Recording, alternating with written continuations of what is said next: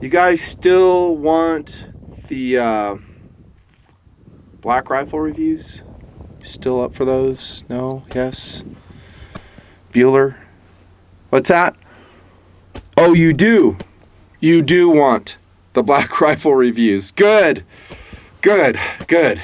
That means I did not waste a whole bunch of time, money, and effort in testing this gun. It's a black rifle, and it's very naughty. Very naughty in the world of the protectionists, i.e. the leftists, who do not want you to own guns like this at all. I didn't know too much about this company. Radical Firearms? In other words, I didn't know anything at all until I got the gun. Never heard of them.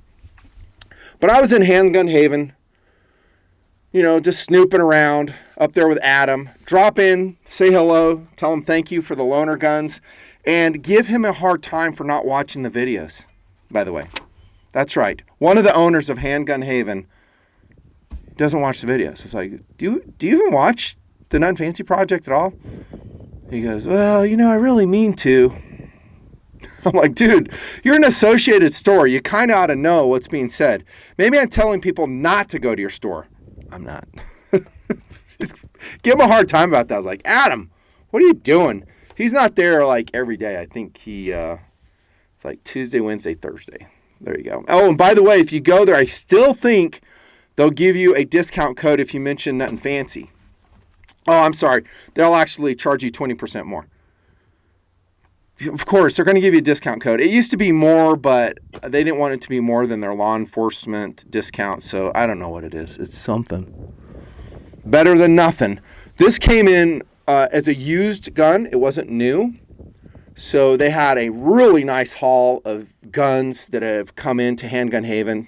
And thanks again, seriously, to the store for helping me out and letting me check this out via FFL form 4473. That's right, I have to fill that out every time I check a gun out. I just don't walk out the door. That I'm completely legal all the time.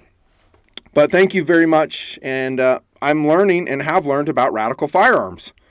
They are a value AR15 rifle producer. They also have a variation of a 1022.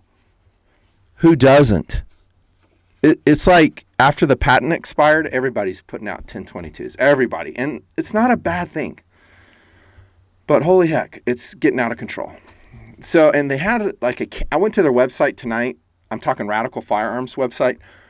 And they had a suppressor there, which looked interesting. But who doesn't have a suppressor, really? And I got a weird vibe from their website because it said, we're not accepting orders at this time. Check with your FFL if you want to purchase our products, which I thought was a little bit weird.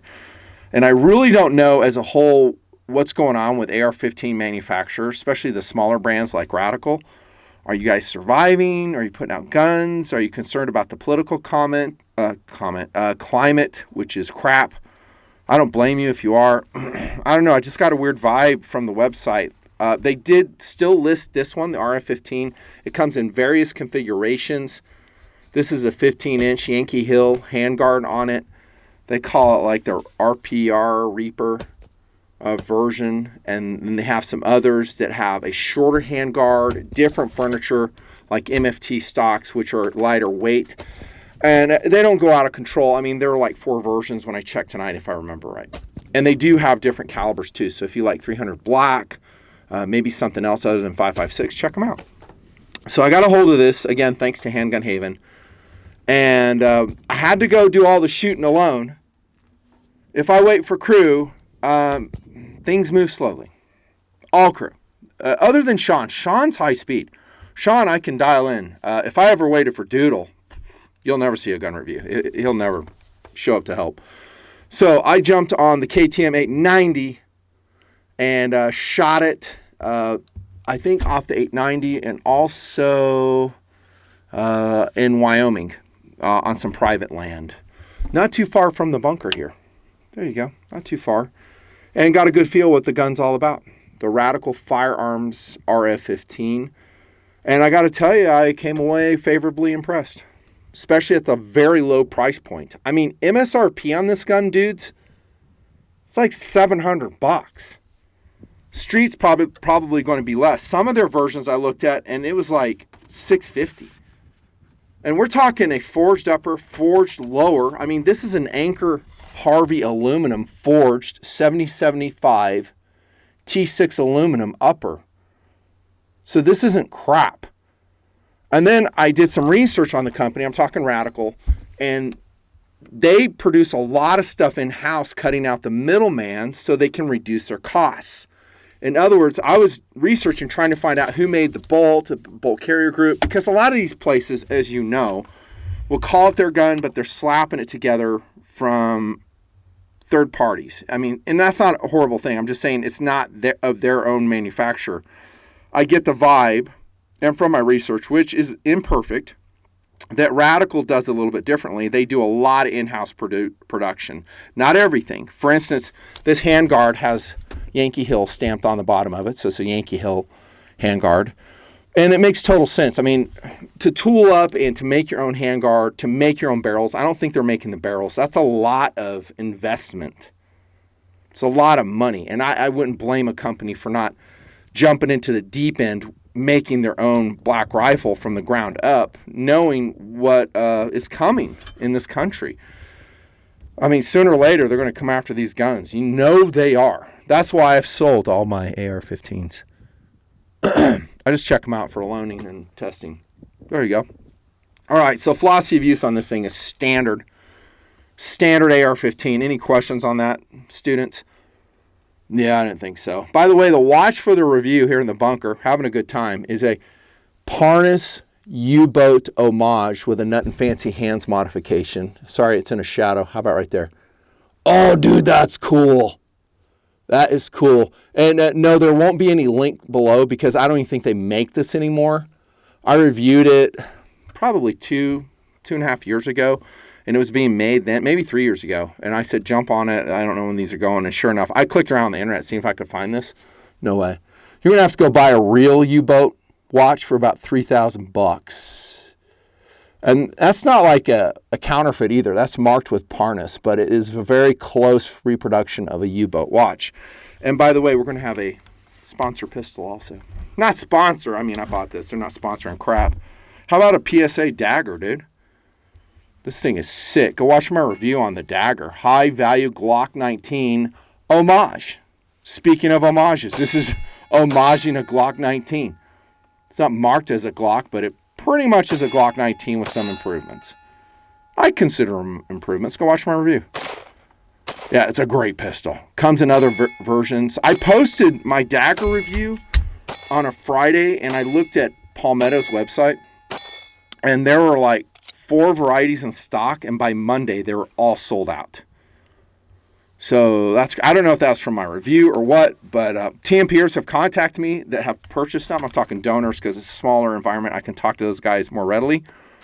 And they shot their daggers, and they said, yeah, it's awesome.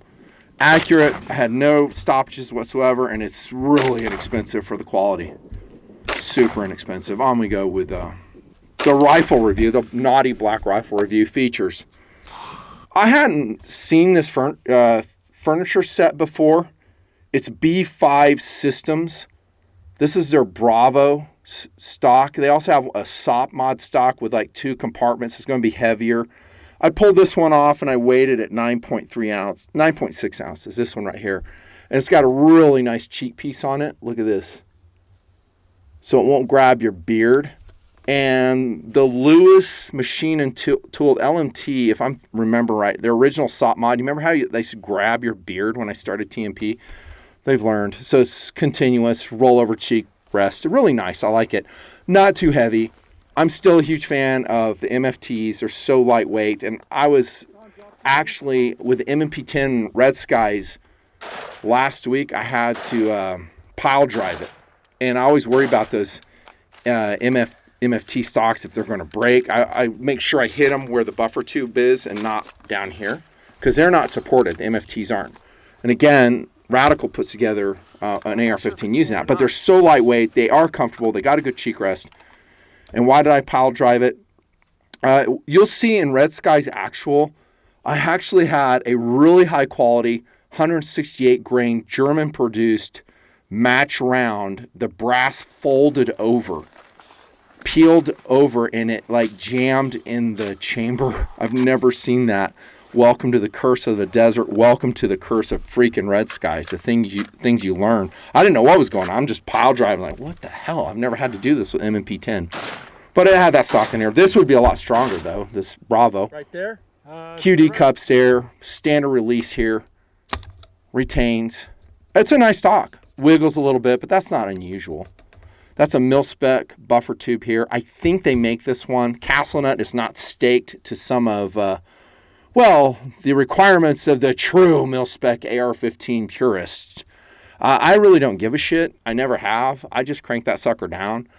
I actually don't like a staked castle nut, because then if I ever want to put on like a sling plate or something down here, then I have to perhaps do a little bit of grinding, at least tweaking, and really wrench that sucker off. I just, as a part of my normal maintenance schedule, I just spin that off and it's really tighten it on. Now here's the Bravo grip. It has kind of a steep angle on it. Laser stippling is fantastic. Really good stippling. I really like this grip. Really like it. I think I like the Magpul MOE just a little bit better, but I enjoyed this one a lot. It shot well, and I just really loved it. I would not take this off. I would not take this off. And remember, you're looking at a $650 AR-15, maybe $700. So you're getting some really good furniture. You're not getting like a GI 6-position stock that works fine. I've always said it works fine, but we're kind of snobs at this point. We like what we like, and some guys will pull that off. You're getting really good furniture. And like I said, a really good upper and lower receiver, forged, not CNC or milled, which I don't hate those. They just add weight. Then we have a standard AR-15 trigger, which is atrocious. It was so bad. I hated it. I always hate AR-15 standard mil-spec triggers. This one pulls at 7 pounds, 10 ounces. That's okay. Easy enough to swap out. And I'll put some links below. I found some triggers in Optics Planet, which seem pretty darn good, and they're like $100. And they're drop-in modular. So that's what I prefer. I just take your halves apart, pull out your original trigger, drop in your modular, you're good to go. Again, they're probably going to come after all the trigger enhancements sooner or later, so get them while you can. And then we have a flat bottom GI style trigger guard. I would definitely spend some money and get in a large trigger guard here. I've always hated these. Magpul's is inexpensive, easy to use. Maybe I'll put a link to that one as well. And all this stuff is standard AR, except it does have a pretty funny full auto selector on it, which is hilarious. Obviously not working. This is a semi-automatic sporting firearm. Yeah, but it's just cool. I don't know. Maybe guys like it. Standard charging handle. No upgrades there. For the price point, I wouldn't expect one. Riding on top is just a tester scope. It's one of I think it's my Nikon. Which one is it? Pro Staff. Yeah, it's one of my Pro Staffs. They're pretty good scopes. And it's riding in my most favorite mount ever. I've talked forever about them. And no, they don't pay me. Nor do they give me free mounts. Aero Precision, the Aero Precision mount. I will definitely put that link below. It's like 3.8 ounces. Not quick removable. So if that's what you're looking for, put something else on and get ready to accept the additional weight. You're looking at probably for a QD mount, 7 ounces is one of the lighter ones I've seen. And then the controls are normal. So I'm glad it has a 90-degree throw lever on it and the standard selector a la AR-15, M4. I love that. Dust cover. Does have the completely unnecessary forward assist. I'm glad to see some companies have been deleting that. We don't need it. It adds weight, complexity, and stupidity to the build, says me. I'm not doing it here, but I did take the internals out and look at them, and I didn't really see any problems with them. I'll talk about how it's shot here in a second. The gas key is staked. Everything's staked. It seems like high quality. Again, I think that's an in-house produced set of components there. So the bolt carrier, in-house, and I didn't find out what steel it was. I don't know if it's Carpenter steel. I don't know if it's HPT. I don't know if they're using a tool steel extractor. grade 8 hardened fasteners. I couldn't find that information. It's a price point AR. Remember what I always say, your AR doesn't have to outlast your ammunition supply. Nutnfancy, you can quote me. It doesn't have to outlast your 800 rounds you have stored up if you're lucky. I really like this handguard a lot. It might be a little bit lighter. I would call this a mid-lightweight handguard. There's ones that are lighter. No, I didn't pull it and weigh it. It's a 15-inch variety once again. Didn't loosen on me. There's your attachment point right here. Nice and narrow. It's just really the right diameter. I like it. It's a nice handguard. I am surprised on the thickness of the barrel, though, dudes. Look at how, it's like an artillery freaking barrel in there. And let me give you an admission here in this GRV. I used to be, and I probably said as much early in TMP, I was a big advocate for thicker barrels, and I said it was for sustained fire.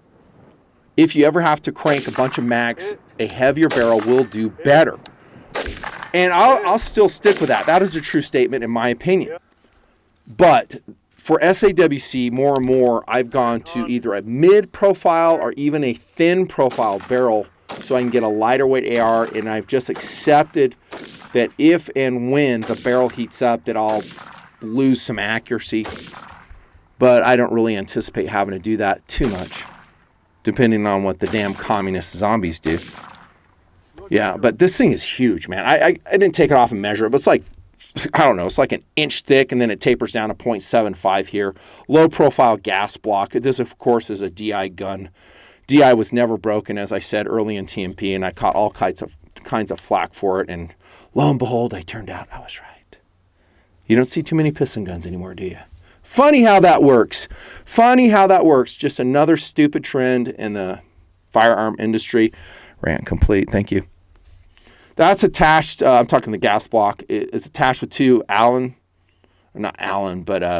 set screws in there. I would hope, I didn't check that they are Loctited, and I didn't check to see if they set into dimples, which is the best in the barrel. If they don't, if you really are concerned about it, you can do it yourself.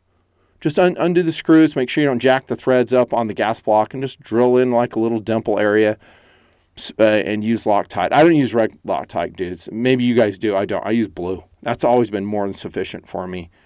And then we have just a standard A2 birdcage here on this Value Radical Firearms RF. I think it's RF15. And that's pretty much features. You got some T markings on the top, standard pick rail running across contiguously between the handguard and the upper. Did I miss anything? My overall impression of this gun, looking at it, is it doesn't seem like a cheap AR. It seems like a pretty well put together AR. And I'm not sure what generation I have, how they changed things generationally. The early ones were not so good. I don't really know. But how did it shoot? Well, it shot good. It shot like an AR-15 should, with no surprises, including steel. And that is running some Russian steel, whatever that brand is. I keep forgetting that brand. And then some brass ammo, and it did fine. No stoppages. I hated the trigger. Like I said, the trigger was atrocious, but it's standard AR-15 trigger. And here's the accuracy. I would classify the accuracy as standard AR-15. And this is 100 yards.